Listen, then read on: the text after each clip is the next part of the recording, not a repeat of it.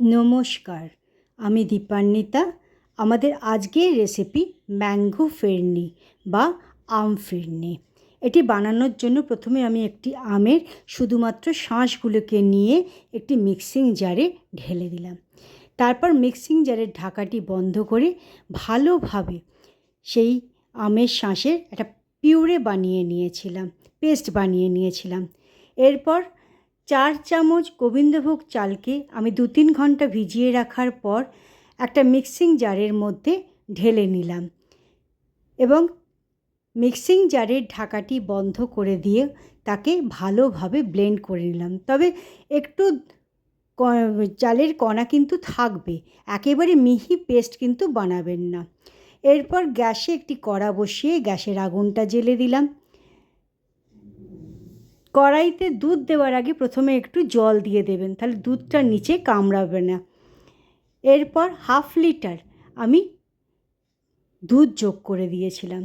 2-3 minute ধরে ভালোভাবে high ফ্লেমে যখন সেটাকে নাড়তে থাকলাম, নাড়তে নাড়তে একসময় দুধটা যখন ফুটে উঠল, তখন তাতে 200 গ্রাম চিনি যোগ করে দিয়ে আবারও নাড়তে থাকলাম যতক্ষণ না চিনিটা গলে যায়। মাথায় রাখবেন, চিনির পরিমাণটা পুরোপুরি নির্ভর করছে আপনার আম কতটা মিষ্টি তার ওপর।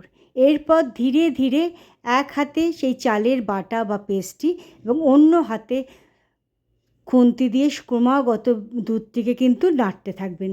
3 থেকে 5 মিনিট ধরে নাড়তে নাড়তে দেখবেন দুধটা একসময় ঘন হয়ে গেছে।